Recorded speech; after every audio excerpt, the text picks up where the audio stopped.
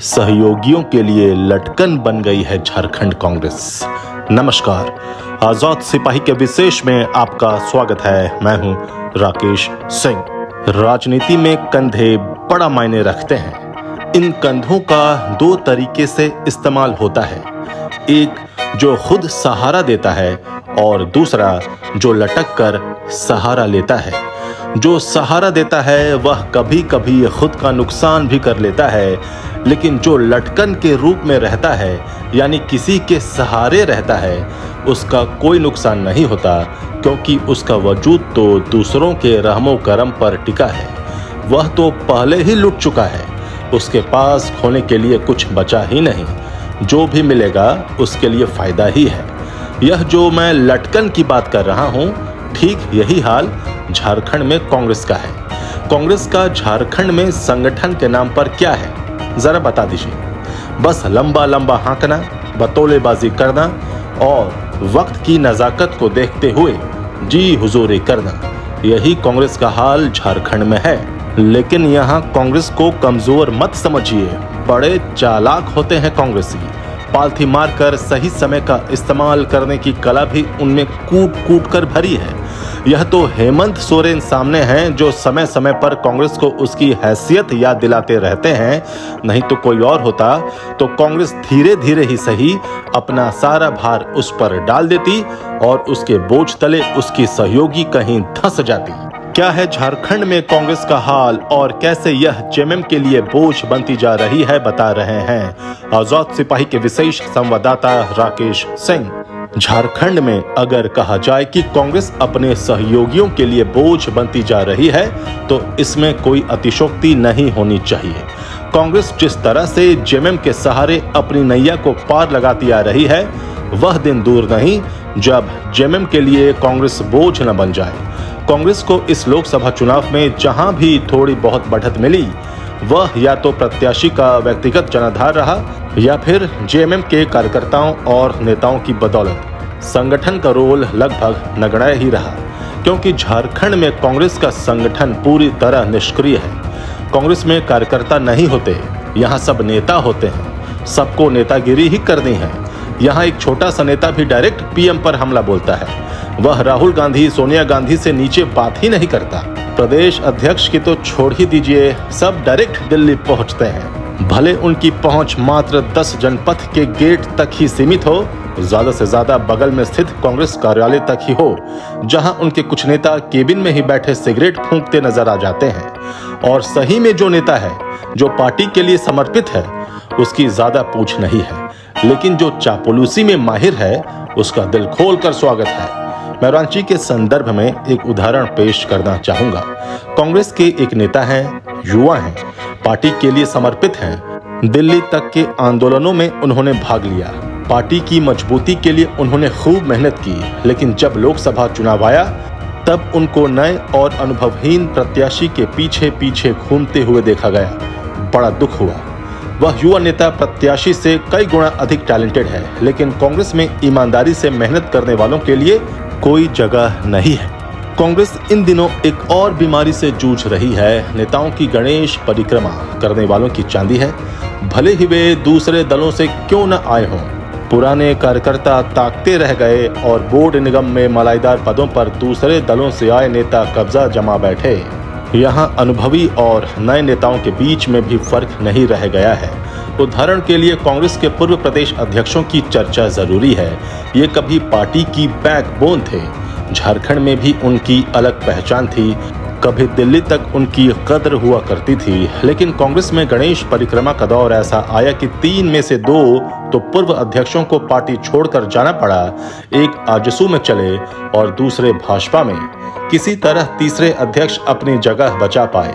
यह बात दिगर है कि वे दोनों पूर्व अध्यक्ष भी अब कांग्रेस में लौट आए हैं और उनमें से एक अभी सांसद भी बने हैं। लेकिन सच्चाई यही है कि इन नेताओं को भी दूसरे दलों से आए नेता आईना दिखाते हैं और उन्हें उनके पीछे चलना पड़ रहा है। यहाँ एक और विचित्र स्थिति है। अगर आपने कभी कुछ सच उगल दिया तो आपको पार्टी से बाहर का रास्ता दिखा दिया जाएगा। भले ही आप कितने भी पुराने हों, आपके भाग्य का फैसला दूसरे दलों से आए नेता मिनटों में कर देंगे।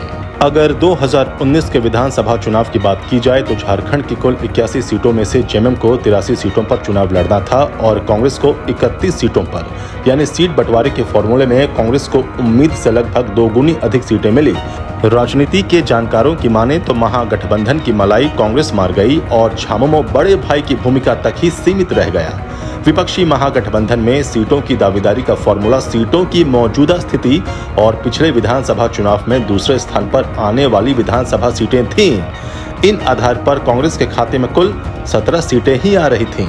लेकिन महागठबंधन के लिए तय फॉर्मूले में कांग्रेस ने कुल 31 सीटों पर दावेदारी की, लेकिन जब चुनाव परिणाम आया तो जेएमएम के हिस्से 30 सीटें आईं और कांग्रेस को 16 सीटें। जानकारों की माने तो अगर जेएमएम कांग्रेस को 30 सीटें न देकर खुद ज्यादा सीटों पर चुनाव लड़ता तो उसे और सीटों का इजाफा होता कांग्रेस से ज्यादा। लेकिन यहाँ कांग्रेस को फेवर करने के चक्कर में जेएमएम ने अपना खुद का नुकसान कर लिया। शायद जेएमएम को खुद पर भरोसा नहीं होगा कि वह इतनी सीटें जीत लेगा, क्योंकि ऐसा पहली बार ही हुआ था कि जेएमएम 30 सीटों का आंकड़ा छू पाया। कांग्रेस अपने सहयोगियों के बीच ऐसा माहौल बना देती है कि जो होगा सब उसकी ही बदौलत होगा। बतौलेबाजी में तो कांग्रेसी आगे ही रहते हैं, लेकिन जब परिणाम आता है तो सारी हेकड़ी निकल जाती है, फिर भी अकड़ नहीं जाती। समझा जा सकता है कि 2024 के लोकसभा चुनाव में कांग्रेस को 99 सीटें आईं। लोकसभा में कुल 583 सीटें हैं, वहीं भाजपा को अकेले दम पर 240 सीटें आईं। कोई बच्चा भी बता देगा कि 240 ज्यादा होता है या 99, लेकिन शायद यह बात राहुल गांधी को समझ में नहीं आ रही है।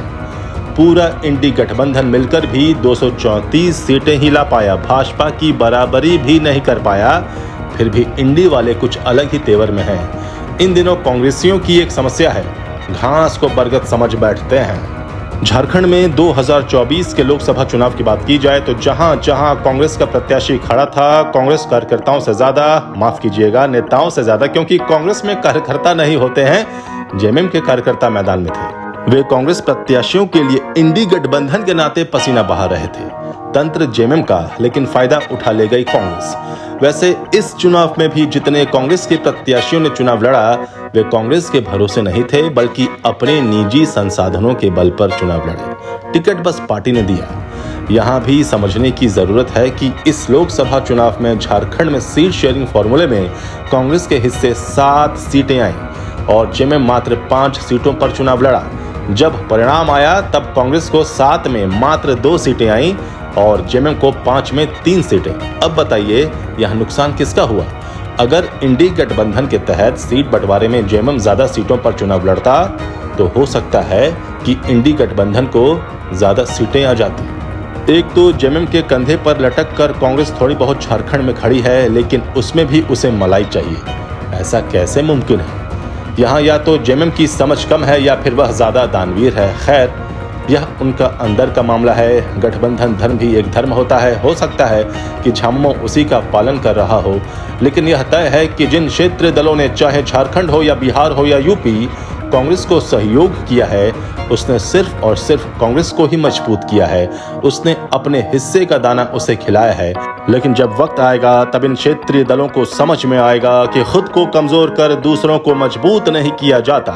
आज कांग्रेस जिस ठर्रे पर चल रही है, अपने एजेंडे के तहत चल रही है, हिंदुओं को कोस रही है, मुसलमानों और ईसाई धर्म के लोगों को खुद से मजबूती से जोड़ रही है। वह दिन दूर नहीं जब राज्य में क्षेत्रीय दलों की पूछ कम होती चली जाएगी, क्योंकि कांग्रेस को पता है कि जितना हिंदुओं को कोसेगी उतना मुसलमान और ईसाई उससे जुड़ेगा। क्षेत्रीय दलों से छिटक कर फिर से कांग्रेस में समावेश करेगा, उसको अपना मसीहा मानेगा। आजाद सिपाही के विशेष में अभी इतना ही। आप हमारे इस YouTube चैनल को जरूर सब्सक्राइब करें और भी अधिक खबरों के लिए पढ़ते रहिए अपना लोकप्रिय दैनिक अखबार आजाद सिपाही। धन्यवाद।